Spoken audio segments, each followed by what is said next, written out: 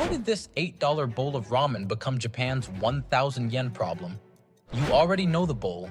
Steaming broth, springy noodles, slices of pork, a soft egg, and that glossy layer of oil that makes the whole thing look illegal to eat on a lunch break.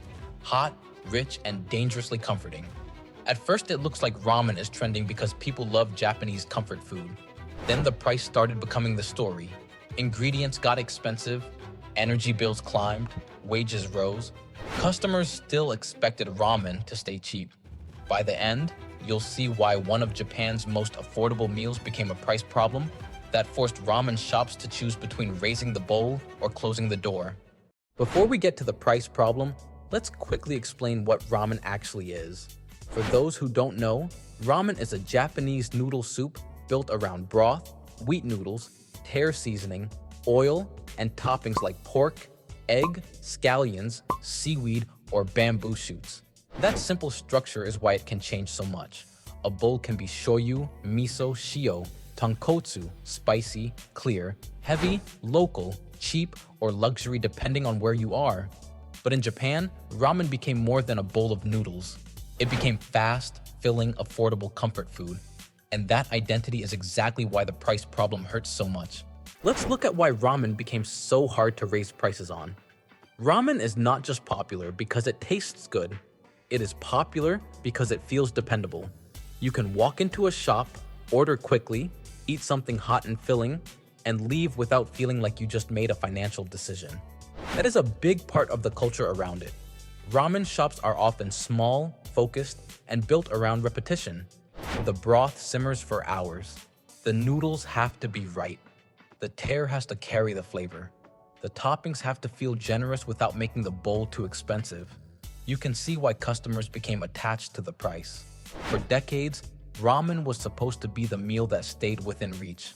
Even when the bowl was carefully made, it still carried the expectation of being cheap, fast, and satisfying. But that expectation only works when the numbers behind the bowl still make sense. A ramen shop has to buy flour for noodles, pork for chashu, bones for broth, eggs, vegetables, oil, seaweed, gas, electricity, rent, and labor. You're probably starting to see the problem. The customer sees one bowl. The owner sees every cost inside it moving upward. And once those costs rise, the old promise of cheap ramen becomes harder to keep. Now let's follow the part of the story that does not show up in the bowl. The pressure did not come from one ingredient becoming expensive. It came from almost everything around ramen getting more expensive at the same time, while customers still carried the old idea that ramen should stay under 1,000 yen. And if stories like this are your thing, subscribe to the Golden Cookbook. I look at the real pressure behind the world's most viral foods every week. You can see the price trap now. A shop can raise the price of ramen, but it risks losing the customer who sees ramen as everyday food. If the shop keeps the price low, it has to absorb higher costs from noodles, pork, vegetables, fuel, electricity, and wages. That is a hard place to run a business from. Reuters reported on Taisei Hikage, a Tokyo ramen shop owner who raised prices 3 times after opening. His top-selling special ramen rose 47% to 1,250 yen, but he was still struggling with rising costs. That tells you where the story is going. This is not only inflation showing up on a menu, it is inflation pushing against the identity of the food itself. Ramen was built around value. A bowl could feel handmade, filling, and affordable at the same time. But when every part of the bowl gets more expensive, the owner has to decide what breaks first: the price, the portion, the quality, or the business. The Guardian reported that ramen shops went out of business in record numbers as rising costs challenged ramen's reputation for value. It also reported that ingredients like flour noodles, pork, and vegetables were costing more than they did a few years earlier. You're starting to notice the pattern. The bowl did not become expensive because ramen shops suddenly wanted to charge more. The bowl became expensive because the old price no longer covered the work, ingredients, and energy required to make it. And to understand why that became so painful, we have to look at the people standing behind the counter. This is where the price problem becomes personal. For a customer, ramen is the bowl you grab when you want comfort without thinking too hard about money. For a shop owner, That same bowl is a calculation that has to work hundreds of times a day. You're probably asking the same thing now. If costs are rising, why not just charge more? The answer is that ramen has one of the strongest price expectations in Japanese food. The idea of the 1,000 yen wall matters because many customers still feel that a basic bowl should stay below that line. That turns a normal price increase into a cultural problem. A steakhouse can charge more and call it premium. A sushi counter can charge more and make it feel special. But ramen has always been judged partly by how much comfort it gives for the money. So when a bowl crosses that line, customers do not only see inflation, they feel like something familiar is slipping away. That is why the bankruptcies matter. Japan Today reported that 2024 saw 79 ramen restaurant bankruptcies, the highest number since Teikoku Databank began tracking the industry in 2010. That number is not just about restaurants closing, it is about small shops losing the ability to keep ramen cheap without hurting themselves.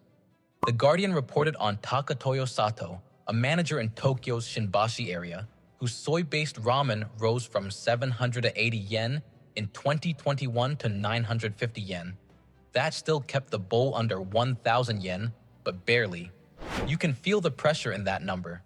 At 950 yen, the shop is still trying to respect the old expectation, but the margin is shrinking, and the owner has less room to absorb the next increase. More expensive pork, higher electricity, higher labor costs, imported ingredients affected by a weaker yen. Each increase looks small by itself, but together they push the bowl toward a line customers do not want it to cross. By this point, you can feel the pattern. People did not stop loving ramen. The issue is that the version people love depends on prices that are getting harder to maintain. The great part is, some shops are finding ways to move forward. There is progress being made because some ramen shops are finally challenging the old price ceiling. Instead of pretending the 1,000 yen wall can hold forever, more shops are raising prices carefully, improving ingredients, narrowing menus, or presenting ramen as something worth paying more for. Some higher-end shops have shown that customers will pay above the old limit when the bowl feels special enough. That connects directly back to the pressure we saw earlier. Ramen can stay affordable only if the people making it are allowed to survive. That does not mean every bowl has to become expensive. It means the price has to reflect the labor, ingredients, rent, energy, and skill inside it. The answer to the hook is not that ramen is disappearing. The better answer is that cheap ramen is being forced to change. A bowl can still be comforting, but someone has to afford making it. If you want to taste the world without leaving your kitchen, subscribe to the Golden Cookbook.